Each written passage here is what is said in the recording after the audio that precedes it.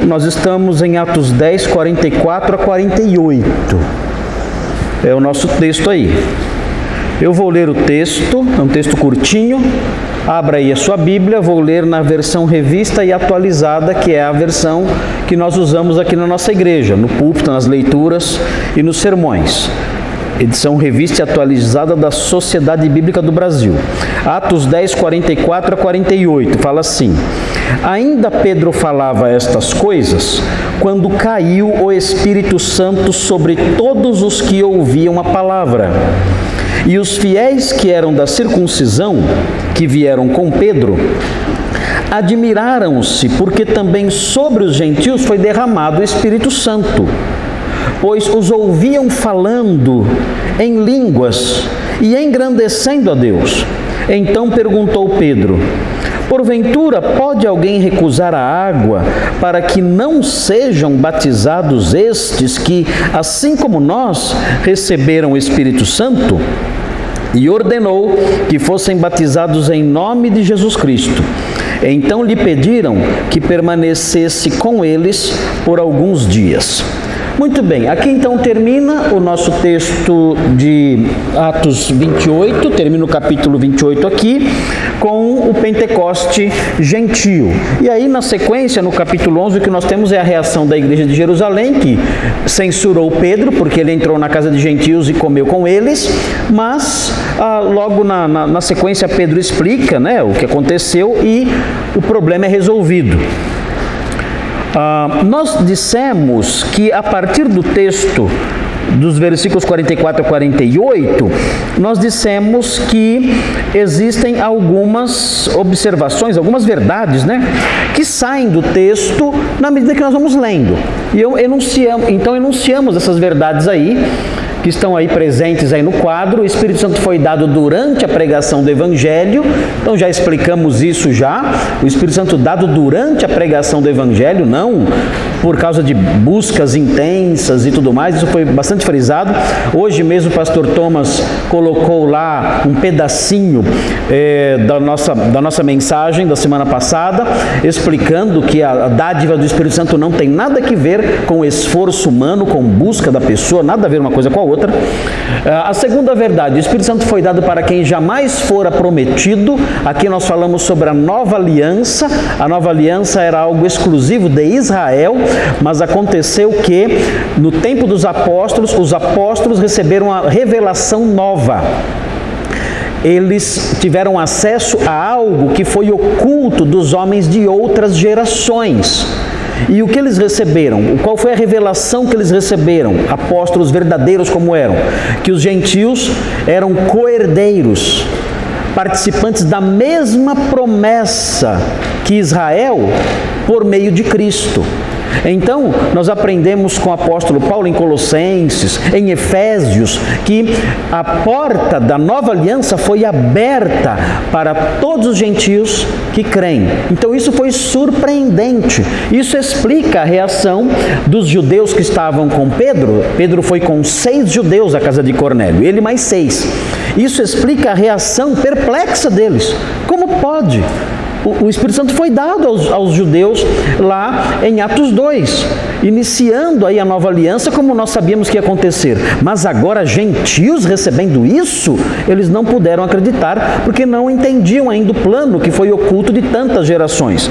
Nós estudamos isso, vimos isso, lemos Colossenses 1, 26 e 27, que explica o que aconteceu. Tudo isso aí nós já estudamos. O terceiro item: o Espírito Santo foi dado numa reprodução do Pentecostes judaico. Vimos aí no versículo 46. E por que isso aconteceu? Nós frisamos isso bastante aqui, para que houvesse uma equalização, para que houvesse uma igualização dos judeus com os gentios. O propósito do Espírito Santo era mostrar: olha, não há distinção na igreja de Cristo, não há distinções. Não há pessoas super espirituais e pessoas espirituais de segunda categoria. Não existem pessoas que têm mais status espiritual e outros que têm menos status espiritual. Claro que há diferenças de crescimento espiritual, de maturidade, isso existe, é claro.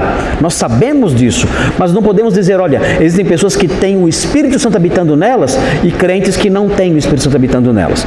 Há pessoas que foram batizadas pelo Espírito Santo e outras que são inferiores, que ainda não foram batizadas com o Espírito Santo. Nós não podemos dizer isso em hipótese alguma, porque o Espírito Santo foi dado a judeus, samaritanos e gentios da mesma forma para acabar com essas coisas.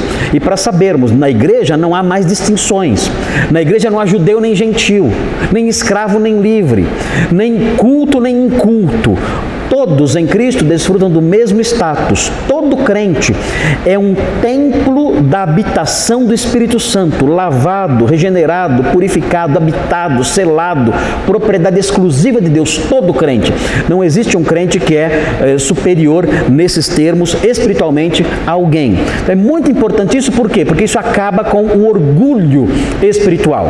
É muito perigoso isso. Eu me lembro quando eu era seminarista, no primeiro ano de seminário. Eu lembro que havia um aluno lá, o Gilson, o nome dele era Gilson, e ele tinha inclinações aí, carismáticas, pentecostais. Sabe o que ele fazia? Ele olhava para os alunos assim, e ele falava assim para a gente: aquele ali tem o Espírito Santo, aquele ali não tem, aquele lá tem, aquele outro não tem, aquele ali tem o Espírito Santo, aquele outro não tem o Espírito Santo. Ele fazia isso. Eu não sei que critérios ele usava, mas ele classificava os alunos dessa forma. Ele ficou só um ano lá na escola, foi embora, mas era impressionante isso. Ele conseguia ver castas dentro da escola, dentro do povo de Deus ali. Os alunos todos crentes. Na época era assim, não sei como que é agora, mas na época todos os alunos eram crentes. E ele classificava ali em 2 níveis. Não sei se vocês sabem, acho que eu já falei aqui. Nas igrejas pentecostais, para você ser pastor, você não precisa necessariamente preencher os requisitos de 1 Timóteo 3. Não precisa necessariamente. Nem os requisitos de Tito 1, que mostra lá os vários critérios para que a pessoa possa exercer o pastorado. Você não precisa disso necessariamente. Eles não cobram isso rigorosamente. Aliás, há pastores que não preenchem em nada os requisitos ali presentes. Nada, absolutamente nada. Mas tem que ter uma coisa. Tem que ser alguém que pelo menos afirme, diga que tem o Espírito Santo porque fala em línguas. Porque essa pessoa então pertence a uma classe na igreja superior. Então essa pessoa pode ser um pastor. Se não, não pode. E isso não é invenção de agora. Isso é algo que já era ensinado pelos fundadores da Assembleia de Deus no Brasil. Gunnar Wingren e Daniel Berg. Obrigado. Eles dois ensinavam isso. Para ser ministro dessa denominação, tem que ter o Espírito Santo e mostrar isso falando em línguas. Sem decovanai, nada feito. Sem decovanai. Você pode até bater na esposa, que tem pastores que desce o porrete na mulher, sem problemas. Mas se você não falar decovanai, você não é pastor. Não pode ser pastor. É assustador. Vejam como uma doutrina falsa é devastadora. No final das contas, a palavra de Deus é desprezada em troca de preceitos e invenções humanas. Cuidado com isso. O meio evangélico está assim disso. Muito bem. E ficamos de estudar os 2 últimos enunciados aí. São muito importantes. Olha só. O Espírito Santo foi dado como fundamento para o batismo nas águas. Vejam aí no versículo 47 que há uma pergunta. Veja se você consegue responder essa pergunta. É uma pergunta retórica. A pergunta retórica é uma pergunta que já vem com a resposta embutida. A resposta é muito óbvia da pergunta retórica. E isso aqui é uma pergunta retórica. Veja aí o que diz aí Pedro, onde está aqui, no versículo 47 e... no comecinho do 48 tem aí o desfecho, né? Mas a pergunta está no versículo 47. Porventura, pode alguém recusar a água para que não sejam batizados estes, que assim como nós receberam o Espírito Santo? Com quem Pedro está falando aqui? Ele está perguntando para quem? Olha a pergunta direito. Ele está dizendo assim, ó: porventura pode alguém recusar água para que não sejam batizados estes que, assim como nós... Para quem ele está perguntando? Para os 6 judeus que estavam com ele. Ele não está sozinho lá, lembrem-se disso. Ele está lá com 6 judeus. E ele começa a conversar com esses judeus. Ele faz essa pergunta retórica: pode alguém recusar a água para que não sejam batizados estes que, assim como nós, receberam o Espírito Santo? Que resposta vocês dariam a essa pergunta? Podemos recusar a água a quem tem o Espírito Santo?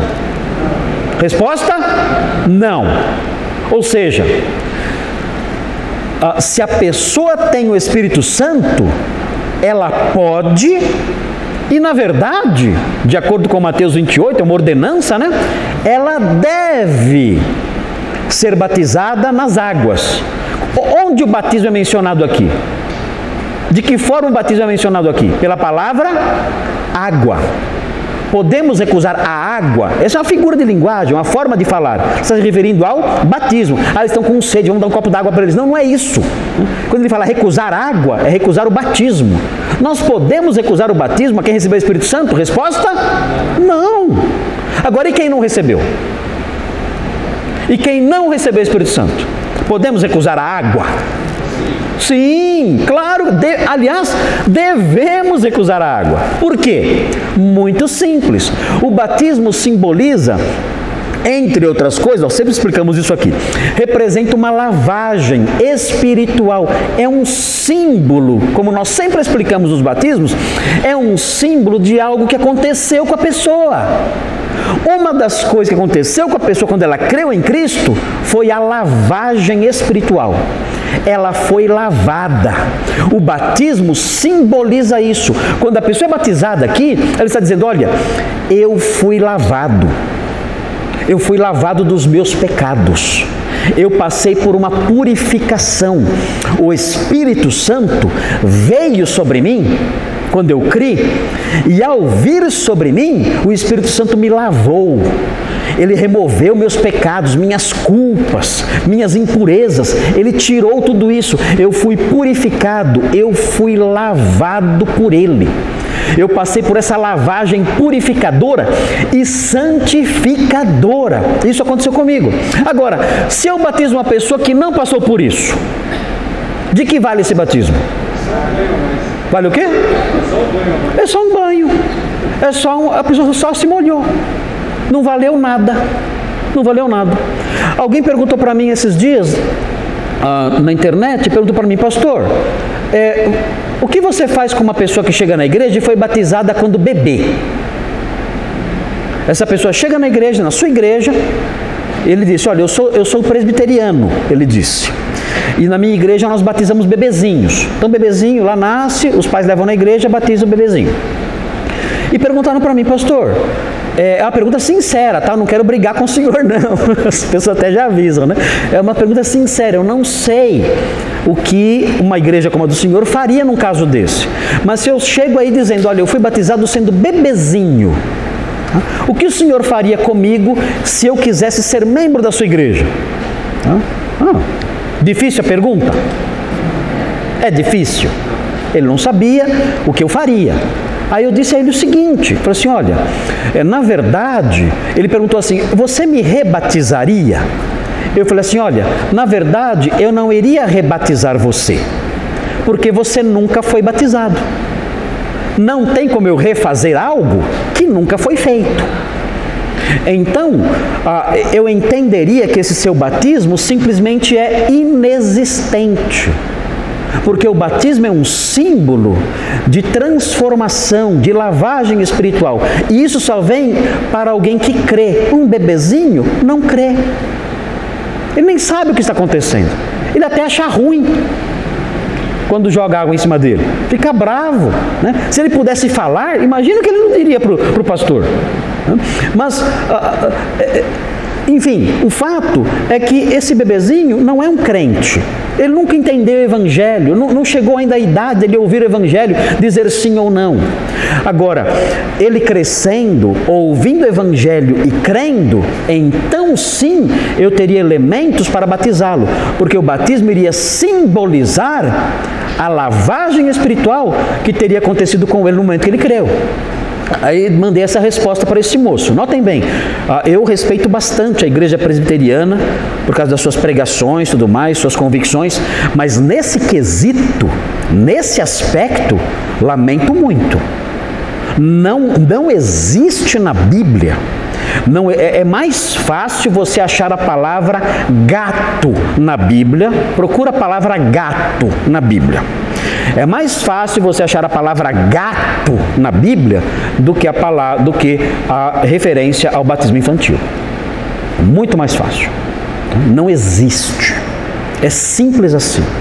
Não existe. O padre Quevedo ia falar assim: não existe. É isso. Não tem. Pode fuçar, revirar, dar pirueta hermenêutica, virar de ponta cabeça, pegar o texto, transformar em outra coisa, fazer mágica, pode fazer o que você quiser. Não existe. Não tem. Os exercícios hermenêuticos que são feitos para dizer que tem, irmãos, é de dar risada. É piada, é ridículo. Você vê aquilo, você fala: como podem homens que têm um diploma, às vezes de doutorado, pegar textos bíblicos e fazer isso com eles? Não é possível. Se eu aplicar essa hermenêutica a qualquer texto da Bíblia, eu ensino qualquer coisa. Eu defendo até galinha preta em cruzamento. Até isso eu defendo. Até galinha preta em cruzamento eu defendo, se eu for usar essa hermenêutica que eles usam para defender batismo infantil. Não existe. Simples assim. Não existe. Enfim, esse é outro assunto. O fato que eu quero destacar é o seguinte: o batismo é um símbolo de algo que aconteceu. Por isso Pedro fala: olha, o Espírito Santo foi dado a eles. Como eu posso recusar o batismo a alguém que recebeu o Espírito Santo? Por que ele faz essa relação? Porque o batismo do Espírito Santo lava. E o batismo é um símbolo de lavagem. Vamos ver aí o texto que mostra isso. Tito 3, 4 a 7. Esse texto é muito lindo.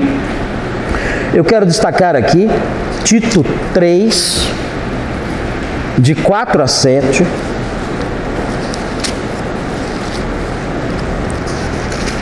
Tito 3, de 4 a 7.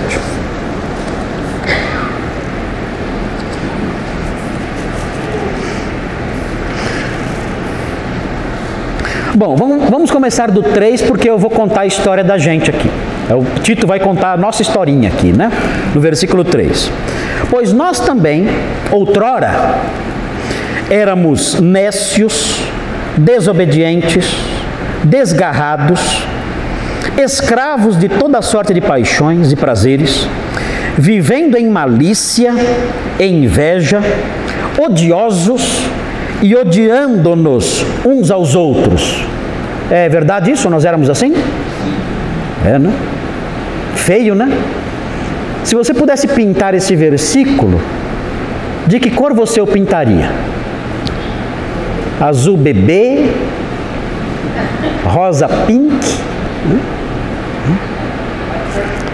Eu colocaria aqui uma cor cinzenta, né? Uma cor fúnebre, né? Aquelas cores que colocam nos caixões, né? Roxo, né? Aquela cor triste, roxo, cinza. Algo muito triste aqui é a nossa história, muito feio isso. Nós éramos assim. Você é assim? Você é assim? Tito descreveu você aqui? Sim ou não? Fala: pastor, isso aqui é meu retrato. Então já sabemos o problema qual é. Você ainda não foi lavado. Olha a sequência. Quando, porém, se manifestou a benignidade de Deus, nosso Salvador, e o seu amor para com todos, não por obras de justiça praticadas por nós, mas segundo sua misericórdia, Ele nos salvou. Ou seja, tudo isso ficou para trás.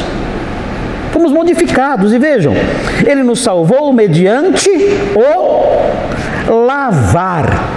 Vejam aí o efeito do lavar. O que esse lavar faz? Ou o que esse lavar fez conosco? Veja aí, está escrito aí. O que Ele fez? Nos regenerou. O que é isso, regenerar? Nos fez nascer de novo. Nos transformou em novas pessoas, diferentes da pessoa do versículo 3. Ele nos regenerou. Não somos mais as pessoas do versículo 3. E o que mais esse lavar fez? Está escrito aí. Nos renovou. Somos homens novos. Somos homens que nasceram de novo e somos homens novos. Quem fez isso? Está escrito aí. O Espírito Santo. Note bem então quem é o crente. O crente aqui é alguém que teve um passado feio. Ele era alguém assim, ele era uma pessoa difícil de se relacionar. Veja, se você olhar aqui, você vai ver as dificuldades que há aqui com essa pessoa no campo relacional. Olha o versículo 3 de novo. É uma pessoa nécia, desobediente, desgarrada, escrava de toda sorte de paixões, ela segue aí seus instintos naturais. Mas veja, ela é cheia de malícia, de inveja e de ódio. É difícil se relacionar com essa pessoa. Inveja, malícia e ódio. É assim o incrédulo. É assustador. E nós éramos assim. Mas um dia nós experimentamos a misericórdia e a graça de Deus, que nos transformou pela fé. E o que aconteceu então? Quando nós cremos, Ele nos lavou. E esse lavar produziu o quê? Produziu uma pessoa nova. Você conhece alguma lavagem que faz isso? Você gostaria de entrar no banho e sair sem os seus cabelos brancos? Sem as suas rugas? Você que tem rugas? Sem as suas gordurinhas a mais? Já pensou que legal? Você entra no chuveiro e sai do chuveiro. Foi uma lavagem renovadora. Eu entrei com 50, saí com 22. Existe um banho assim? Já imaginou? Uma lavagem renovadora, uma lavagem regeneradora. Existe um banho assim? Seria maravilhoso, né? Eu entrar numa piscina, pesando aí 90 quilos, tendo 1,40 m de altura, pesando 90 quilos, mergulho e do outro lado saio lá com 50 quilinhos. Já pensou que lindo isso? Existe um banho assim. Mas notem, aqui o texto mostra que o banho que o Espírito Santo nos dá, a lavagem que Ele faz, é assim. É uma lavagem que faz com que a pessoa se transforme em outra pessoa. Renova essa pessoa, regenera essa pessoa. Ela deixa de ser o que ela era no versículo 3. Então isso acontece quando? Essa lavagem do Espírito Santo, quando ele vem sobre a pessoa e lava a pessoa, acontece quando? Quando ela crê em Cristo. Mas o batismo é um símbolo disso. Quando você é batizado, você está dizendo: olha, eu fui lavado pelo Espírito Santo. Ele me lavou, Ele me regenerou, Ele me transformou. Eu sou uma outra pessoa agora. Então é por isso que Pedro pergunta: como é que eu vou recusar água a essas pessoas? Como? Elas já foram lavadas pelo Espírito Santo, acabaram de ser lavadas pelo Espírito Santo. Deus concedeu a ela a lavagem real. Eu vou negar a lavagem simbólica? Não faz sentido nenhum, ele diz. E algo mais é importante notar também. Um versículo que os irmãos têm que grifar na Bíblia bastante, para não caírem nos erros teológicos da atualidade. O versículo é o seguinte, é 1 Coríntios 12, 13. Quem ainda não grifou, tem que grifar. Grife com aquela caneta Lumicolor, para ela brilhar de noite, quando você abrir a Bíblia, né? Coloque umas luzinhas de neon em volta aí, né? Uns fiozinhos aí, para iluminar esse versículo, porque é um versículo muito importante acerca do batismo do Espírito Santo. Veja aí, 1 Coríntios 12, 13. Aí você vai entender por que Pedro faz a pergunta retórica. Porque ele pergunta, nós podemos recusar a água para essas pessoas que receberam o Espírito Santo? Resposta, não. Por quê? Porque o Espírito Santo as lavou. E o batismo é um símbolo de lavagem. E segunda resposta, não. De novo. Por quê? Porque o batismo nas águas é também um símbolo de inserção da pessoa no corpo de Cristo. O batismo nas águas também é um ritual, entre aspas, é um ritual de iniciação da pessoa na comunidade da fé. Ela está dizendo assim, olha, estão vendo essa igreja aqui? Por meio desse ritual, né, os incrédulos chamariam de ritual, usando a linguagem dos incrédulos. Por meio desse ritual, eu estou sendo inserido oficialmente nessa comunidade. Entendem isso? É por isso que aí na nossa igreja, a pessoa se torna membro como? Mediante aclamação e mediante o batismo. Os que já foram batizados são recebidos por aclamação. Os que não foram batizados são recebidos por batismo. Por quê? Porque o batismo é um ritual, na linguagem aí de fora, um ritual de iniciação da pessoa na comunidade da fé. Ela fala, eu me identifico com essa comunidade, eu faço parte dessa comunidade. Nós somos os homens lavados, somos as mulheres lavadas. E eu passando pelo batismo, eu estou proclamando isso. Eu faço parte desse povo, esse povo é meu e eu sou desse povo. É muito interessante isso, porque o batismo dá essa ideia de pertencer. Eu pertenço a um grupo específico. Eu entrei para essa comunidade, a comunidade dos santos. Eu faço parte dela agora. Então isso acontece nesse campo visível, nesse campo histórico, nesse campo local, aqui na igreja. Mas notem, isso acontece nesse campo porque antes aconteceu no campo espiritual. O Espírito Santo, quando a pessoa creu, o Espírito Santo pegou essa pessoa e inseriu ela no corpo de Cristo. Quando ela creu, ela foi mergulhada no corpo de Cristo. Então Pedro está dizendo, como nós não podemos batizar essas pessoas e recebê-las na igreja local, se elas já foram batizadas e mergulhadas no corpo de Cristo, que é a igreja universal, não a do Edir Macedo, a igreja universal, do mundo todo. Como nós vamos rejeitar água e não inserir essas pessoas na igreja local, se elas receberam o Espírito Santo e foram inseridas com isso na igreja universal, no corpo de Cristo? Vejam aí a base em 1 Coríntios 12, 13, para entender esse raciocínio. 12, 13, fala assim, pois em um só Espírito, todos nós fomos batizados em um corpo.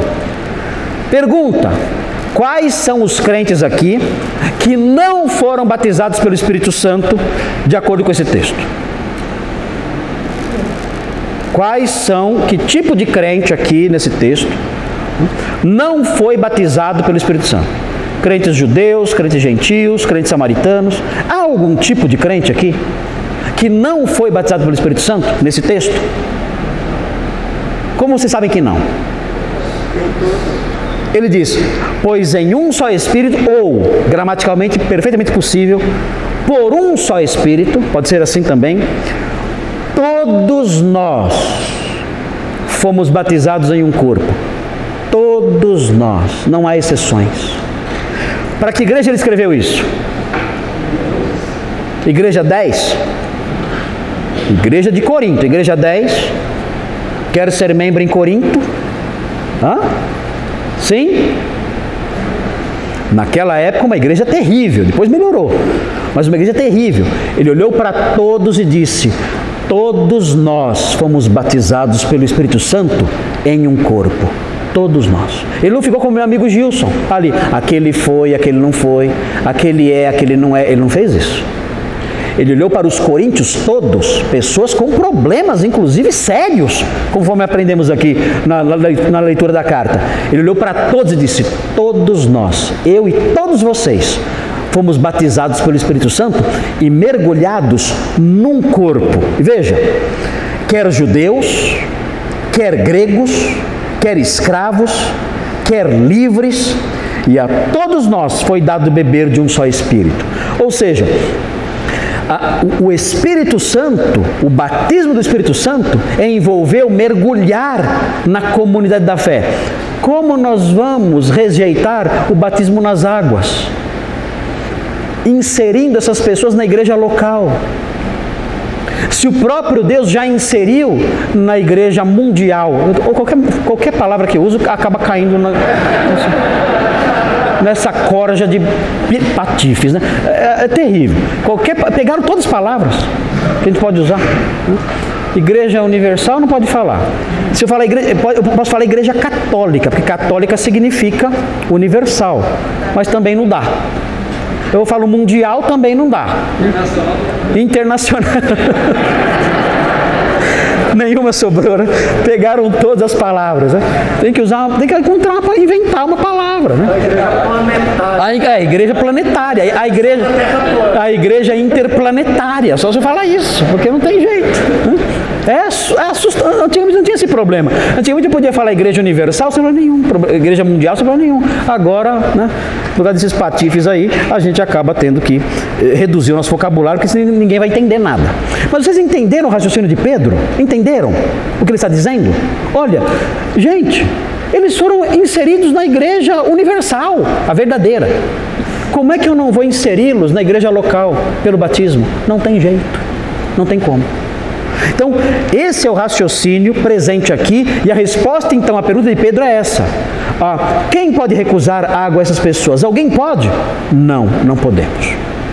Então veja bem, se você é crente e ainda não foi batizado, você tem que ser. É importante, isso é uma ordenança de Jesus. Essa ordenança é importante você cumprir, porque o aspecto proclamativo dela e simbólico é rico demais. É muito lindo isso. Quando você é batizado, se você ainda não foi, você está proclamando coisas e apresentando uma dramatização de coisas simplesmente maravilhosas.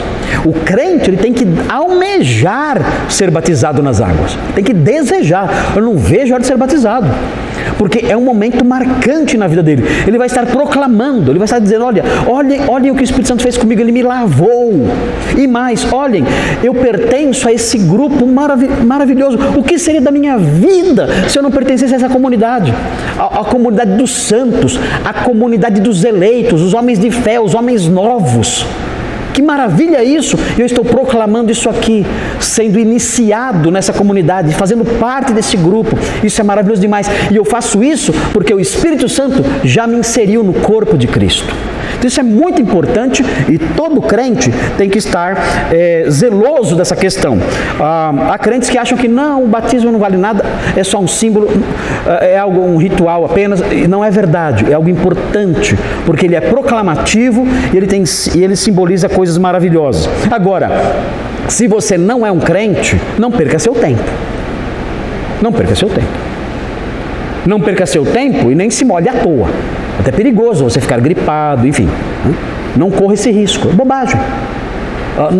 Não há por que você ser batizado se você não é crente. Isso é tolice, é perder seu tempo.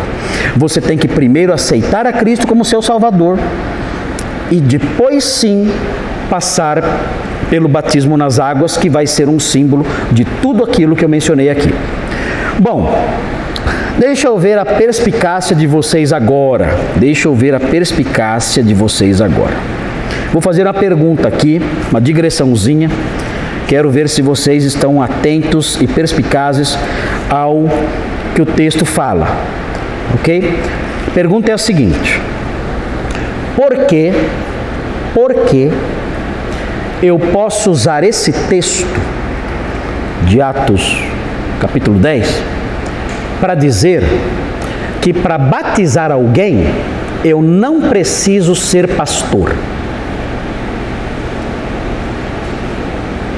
Porque eu posso usar esse texto para dizer que para batizar alguém eu não preciso ser pastor. Para batizar alguém eu tenho que ser pastor? Muitos vão dizer, precisa. Só pastor pode batizar, só pastor pode dar a ceia e só pastor pode dar a bênção apostólica. Mas a bênção não é apostólica? Não, mas só pastor pode dar a bênção apostólica. Ah, é? É. Quem disse? É assim. Ok, tá bom. E a gente cresce ouvindo isso. Mas a minha pergunta é: como nós podemos usar esse texto para afirmar que para batizar alguém não precisa ser pastor? Olha o texto, olhar para mim não vai resolver. Ah, Carlos foi direto na expressão ali, certinho. O que Pedro fez? Ele lhes... Aparece o lhes aí? Lhes. Aparece o lhes. Ele lhes ordenou ou ele ordenou? Ah, está faltando o lhes. Porque na língua grega aparece o lhes. Ele lhes ordenou que fossem batizados. Aparece o lhes, o autus, e não tem variante textual. É isso mesmo. A tradução certa é: e ele lhes ordenou que fossem batizados. Para quem ele está dando essa ordem? Com quem ele está falando? Com quem ele está falando? Os 6. Ele está falando com os 6. Para quem ele fez a pergunta? Para os 6. Nós podemos recusar água a estes que, como nós, eu e vocês 6, como nós foram batizados pelo Espírito Santo? Nós podemos fazer isso? Eles ficaram quietos. Aí ele lhes ordenou que os gentios fossem batizados. A ordem, tudo indica, foi dada aos 6. Então, o que nós auferimos daqui é que os 6 realizaram, juntamente ali com Pedro, realizaram o batismo dos gentios. E não há indício nenhum de que eles eram pastores. Não, eles são chamados de irmãos apenas. Irmãos que foram juntos. Não eram 6 pastores, não eram 6 presbíteros, não eram 6 bispos, não, eram 6 irmãos. Então, por que isso é importante? Isso é importante porque isso quebra a visão sacerdotalista que entrou para a igreja cristã, vinda da igreja católica. Isso quebra isso. É como se, na visão sacerdotalista, é como se o pastor fosse um sacerdote. Assim como Arão e seus filhos eram os únicos que tinham o direito de ministrar no altar, isso é transportado para a igreja. Como dizem os aliancistas por aí, que a igreja é o novo Israel, então o pastor é o novo sacerdote desse novo Israel. Então, assim como o sacerdote levita tinha prerrogativas que o povo não tinha, da mesma forma o sacerdote do novo Israel tem prerrogativas que o povo não tem. Quais são as prerrogativas do sacerdote do novo Israel? Só ele pode ministrar a ceia. Não? Só o sacerdote podia ministrar o altar. Então só ele pode ministrar a ceia. É o novo Israel, é o novo sacerdote.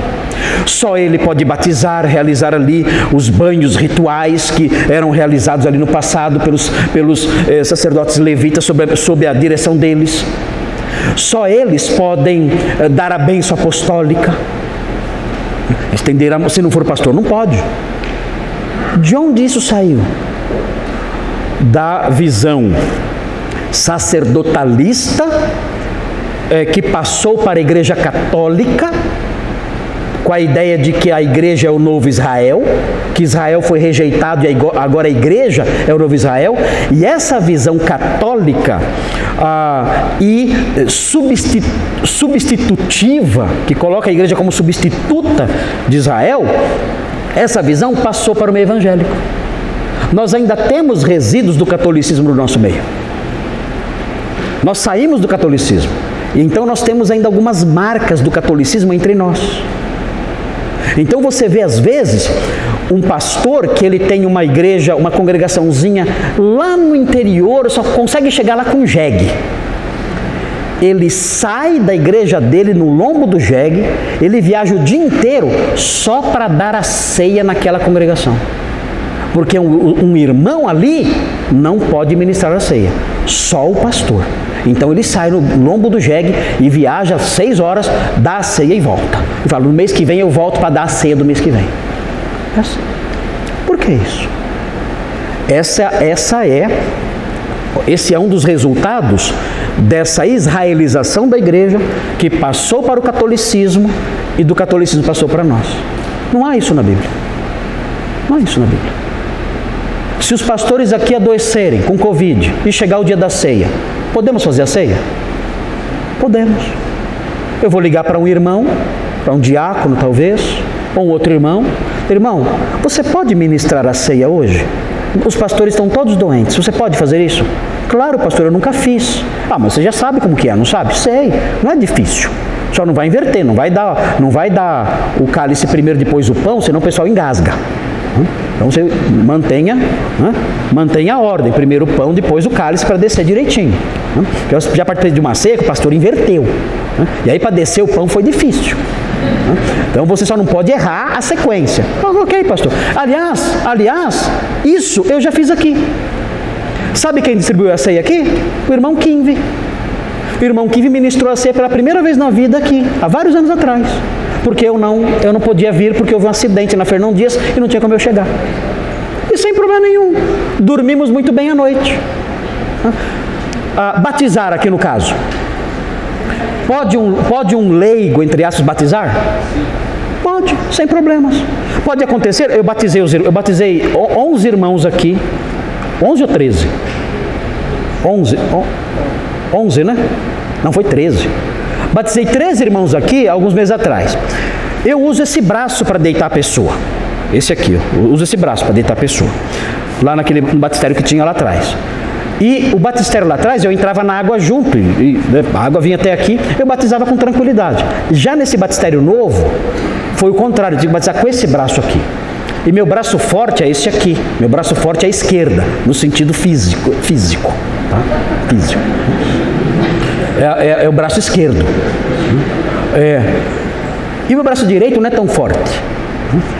O que aconteceu? Eu me machuquei. Eu, batizando as pessoas, eu me machuquei. Até hoje, meu braço está doendo. Eu nunca vou esquecer esse batismo. Que até hoje está doendo meu braço. Suponhamos que isso aconteça, eu não possa, eu não tenho como, hoje eu não teria como batizar alguém. Eu não teria como batizar alguém hoje. Meu braço não suporta, não aguenta, dói, meu braço está doendo até agora. Minha esposa já falou, tem que ir no ortopedista, eu não fui ainda, mas eu vou. Enfim, mas eu não posso batizar alguém agora. Suponhamos que eu fosse o único pastor aqui. Eu poderia pedir para alguém fazer isso? Poderia. Poderia pedir para o Carlos Guandalini, que é fortão, pelo menos grandão ele é, não sei se é fortão. Mas, Carlos, você pode ministrar o batismo? Eu não posso. Não posso fazer isso. Sem problemas nenhum ele poderia fazer isso. E quanto à bênção apostólica? Bom, não dá nem para comentar, porque isso não existe. Isso existia só na antiga aliança. Não tem esse negócio de pastor poder, só o pastor pode levantar e fazer assim. Isso aí é invenção. Não existe isso. Não existe uma oração que só o pastor possa fazer. Não existe isso. Qualquer oração que existe, qualquer pessoa pode fazer. Então são resíduos aí do catolicismo que vieram para a igreja e não há base nenhuma na Bíblia para eles. Nós nos acostumamos com essas coisas, são tradições, mas não há fundamento nenhum bíblico para isso. Esse texto mostra. Pedro olhou para os 6 judeus e disse, olha, batizem esses gentios agora. Deu uma ordem a eles. E os gentios então foram batizados. Ok?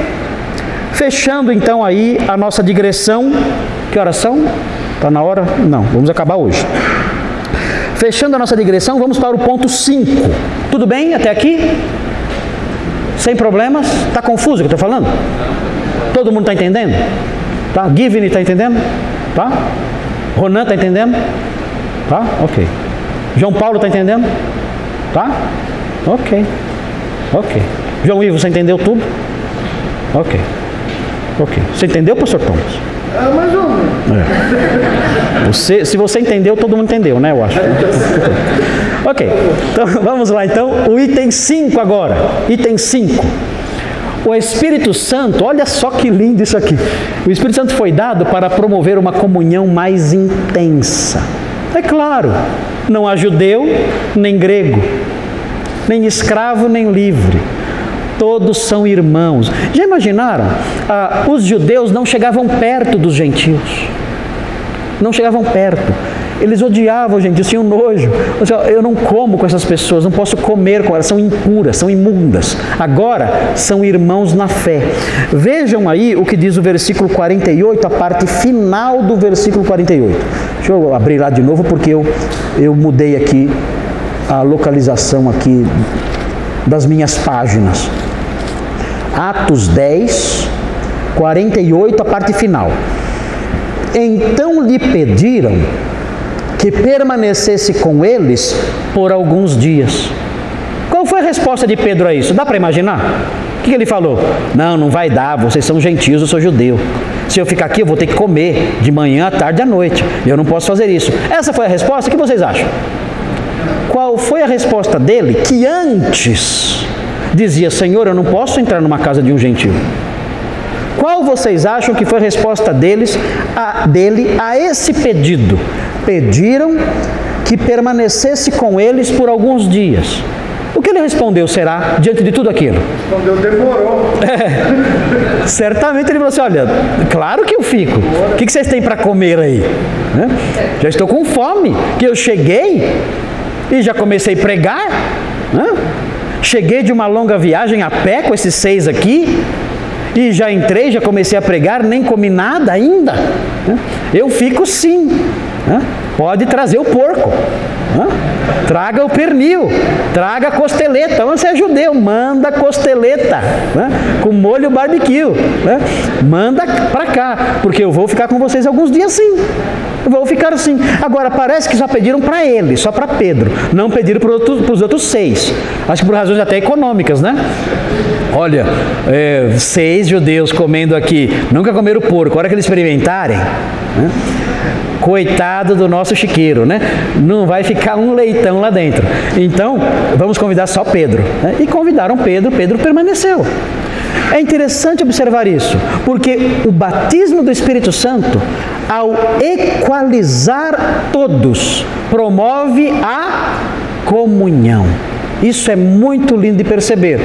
Por quê? Porque nós, os crentes, podemos desfrutar de uma comunhão intensa, real, que não é só social.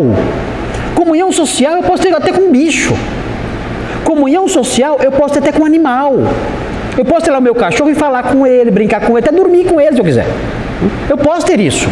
Mas a comunhão que eu estou falando aqui é uma comunhão que não é só social, é uma comunhão espiritual. São pessoas ligadas por laços espirituais insolúveis, que equalizam essas pessoas e que as une profundamente. Agora, por que eu posso desfrutar dessa comunhão tão intensa? Simples, porque eu fui batizado pelo Espírito Santo, vocês foram batizados pelo Espírito Santo, e isso nos torna irmãos, participantes da mesma graça, presentes juntos no mesmo corpo, membros do mesmo corpo e co-herdeiros. Vocês vão herdar comigo, juntos nós vamos herdar a graça da vida. Tudo isso nós temos em comum. E como isso veio? Isso veio por meio do Espírito Santo que habitou em nós, que nos lavou, nos transformou, nos regenerou. Por isso nós desfrutamos dessa união maravilhosa. Pedro aprendeu a lição? O que vocês acham? Sim ou não? Aprendeu. Ele aprendeu.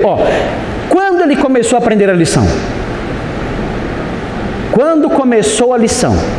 Quando foi a primeira aula? Onde ele estava? Lembram? ele estava em Jope, no telhado da casa de Simão Curtidor, e ele teve a visão do lençol descendo com os animais. E Deus começou a dizer para ele: olha, não considere impuro aquilo que Deus purificou. E aí a lição começou ali.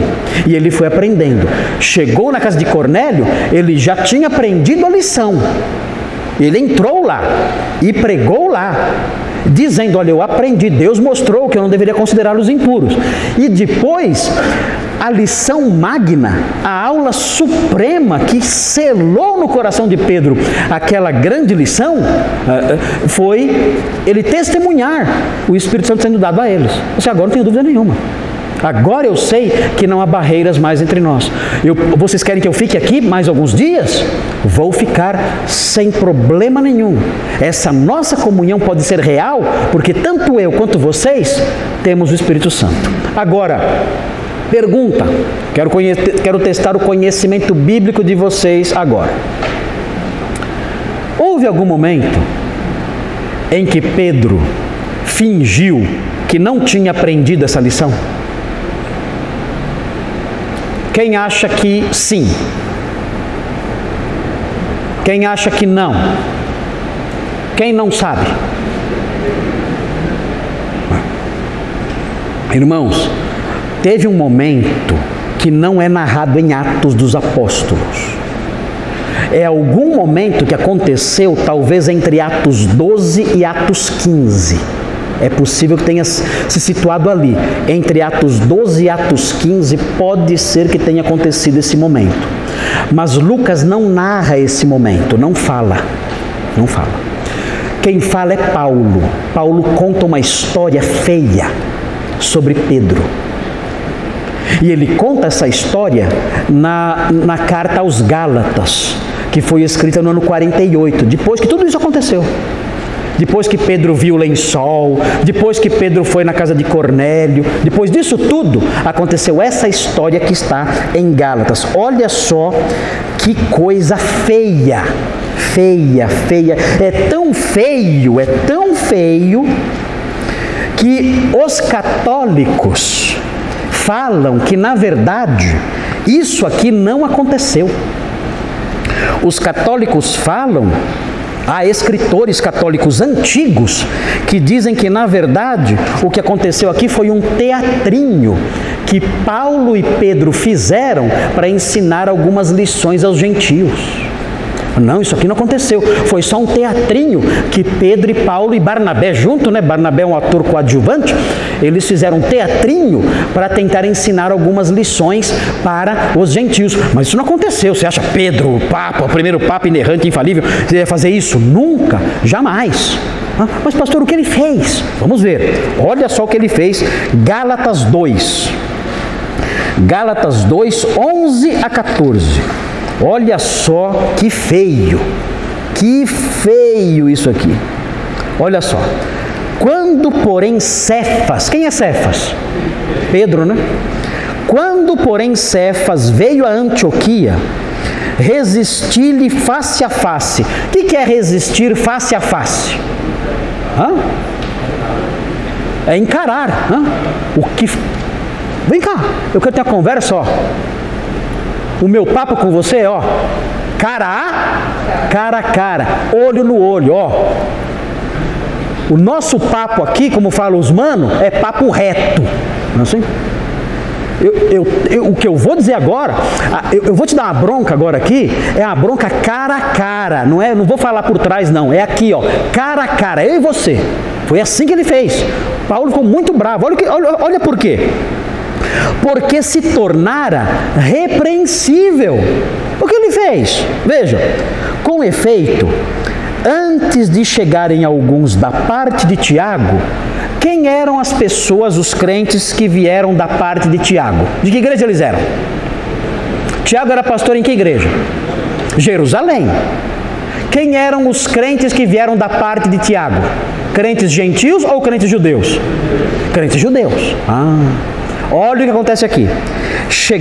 Antes de chegarem alguns crentes judeus de Jerusalém, antes de chegarem esses crentes, certamente crentes que não aprovavam ainda a questão da assimilação dos gentios, olha o que ele fazia: comia com os gentios. Começou lá na casa de Cornélio, né? E continuou. Ele comia com os gentios, sem problema nenhum. Ele tinha aprendido a lição do lençol, tinha aprendido a lição na casa de Cornélio, ele comia com os gentios sem problema nenhum. Traz mais porco, traz mais costeleta, traz mais presunto. Adoro isso, né? Amo muito tudo isso. Foi lá que surgiu essa frase, né? Foi lá que surgiu essa frase do McDonald's. Amo muito, foi Pedro que inventou, nessa época. Então vejam, quando porém chegaram, quem chegou? Judeus de Jerusalém, cheio de escrúpulos. Olha só, afastou-se. E por fim veio a apartar-se, temendo os da circuncisão. O que ele fez? Não como mais com eles. Chegaram judeus de Jerusalém, eles são críticos dessas práticas, eles ainda não assimilaram isso. Eu não quero problemas, eu não tenho mais comunhão com os gentios, não como mais. Ô Pedro, pega um pedaço de costeleta aí, né? Eu não como isso. O quê? O dente cheio de fiapo, né? Você comeu um porco inteiro agora? Eu sou judeu, eu não como isso aqui. Você quem mais comeu? Não. Olha só o pior,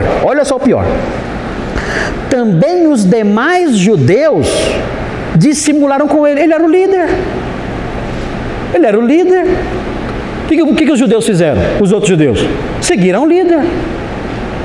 Olha que mau exemplo, hein? Pode imitar um líder quando o líder falha?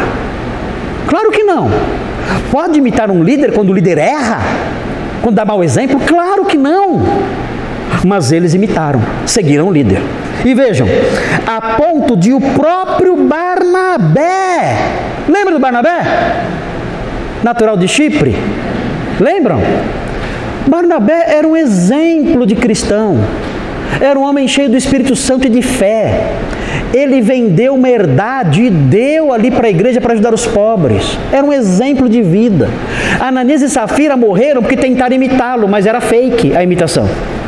Quando eles viram Barnabé entregando a sua oferta, eu vou fazer igual, para ganhar moral que nem Barnabé tem. Barnabé tem muita moral, eu quero ter moral também. E mentiram para a igreja, tentando ganhar moral como Barnabé tinha, e morreram. Tamanha era a fama de Barnabé como um homem sério. E vejam o que acontece aqui. A ponto de o próprio Barnabé ter se deixado levar pela dissimulação. O que é dissimulação? Fingimento, hipocrisia, a dissimulação deles. Já imaginaram essa situação? Que vergonha! Sabendo que era errado, o grupo inteiro de crentes judeus saiu da mesa, se afastou. Nós não comemos com gentios. Paulo viu. Justo quem, hein? Paulo percebeu. Pedro, onde você vai? Senta aí. Não. Barnabé, senta aí. Vamos. Você não terminou seu prato ainda? Não. Eu não como com gentios. Veja o que Paulo fala. Quando, porém, vi que não procediam corretamente segundo a verdade do Evangelho. É sério isso? Por quê? Porque o Evangelho diz o quê? O Evangelho diz que quem crê, todo que crê, participa do mesmo corpo. Não há distinção. Eles não estavam procedendo de acordo com a verdade do Evangelho. Eles estavam negando o próprio Evangelho aqui. Ele disse a Cefas, na presença de todos. Foi uma repreensão pública. Foi feio. O que Pedro fez foi público. Então merecia uma bronca pública. Ele disse, se sendo tu judeu, vives como gentio e não como judeu, por que obrigas os gentios a viverem como judeus? Você agora mudou seu discurso? Você fala que não pode comer isso e aquilo? E você estava comendo agora há pouco? Você se afasta deles como se eles fossem impuros, negando o Evangelho? Você faz isso? E ele prossegue na sua bronca aqui severamente, dizendo que Pedro falhou, errou e não devia ter feito o que fez. Porque o que ele fez era uma negação do Evangelho. Pergunta aqui para vocês. Pedro errou consciente? Sim ou não? Sim. Isso aqui mostra uma coisa importante, eu vou terminar com isso. O erro dele foi por causa de pressão social. O que vão dizer de mim? O que vão falar de mim? Esse foi o erro dele. Ele negou as suas convicções mais profundas, porque ele pensou assim: como vai ficar a minha imagem diante dessas pessoas? Vejam a força da pressão social, da preocupação com aquilo que vão dizer. Você pode sacrificar as suas convicções mais profundas, tentando preservar a sua imagem e não ser reprovado pelas pessoas. Não é terrível isso? Já aconteceu com você? De você estar num grupo e você meio que negar o Evangelho, agir de um outro jeito, não falar o que deveria dizer, para não ser considerado alguém rejeitado, para não chocar o grupo social. Já aconteceu com você? Isso é terrível. Essa história de Pedro mostra que as convicções mais profundas podem ser negligenciadas por causa da preocupação nossa com a nossa imagem diante de um grupo. Eu penso nos jovens aqui na universidade. Quantas vezes falaram de modo mais brando diante do mal, com medo da pressão do grupo? Eu penso em nós, quando estamos com familiares incrédulos, quantas vezes assumimos o mesmo formato deles para não sermos rejeitados por aquele grupo de familiares? Quantas vezes não fazemos isso? Isso é correto? Errado. Pedro deveria, ao chegarem os judeus de Jerusalém, deveria continuar fazendo a mesma coisa. E se dissessem: Pedro, o que você está fazendo? Ele deveria dizer: olha, o que eu estou fazendo é agir de acordo com a minha consciência instruída pela palavra. A palavra de Deus diz isso, me ensinou isso, eu aprendi com o Espírito Santo. E é isso. E se vocês se doem com isso, lamento muito, mas eu sou fiel às convicções que o Espírito Santo colocou no meu coração. Essa seria a conduta certa. Paulo fez isso. Paulo não mudou a conduta. Pedro não foi assim. Eles brigaram. Pedro fica quieto, não fala nada. Parece que Pedro foi mais uma mancada dele. Tem várias, né? Mancadas de Pedro você conta de monte, né? Mas essa foi mais uma. Mas eles não ficaram de mal para sempre. Tá? Nem sei se chegaram a ficar de mal. Tudo indica que Pedro ficou quieto, assimilou aquele golpe pesado, né? Porque ele até sabia que realmente... Quem mais do que ele? Quem mais do que ele teria aprendido aquela lição? Ele tinha testemunhado ali, testemunho ocular de tudo que aconteceu com os gentios. Ele era a pessoa que menos tinha direito de cair nesse erro. Certamente ele assimilou o golpe e seguiu em frente e se corrigiu. Porque no capítulo 15 de Atos, ele defende os gentios. E na sua carta, em 2 de Pedro, ele fala bem de Paulo. Ele fala que Paulo escrevia, ele chama Paulo de o estimado irmão Paulo, que escreve coisas difíceis de entender que os ignorantes distorcem. Então ele fala bem de Paulo. Então não houve nenhuma cisão entre eles. Permaneceram amigos e Pedro se emendou. Ok, mas essa é uma marquinha feia aí na história de Pedro, né? Que os católicos dizem ter sido inerrante, infalível. Não foi.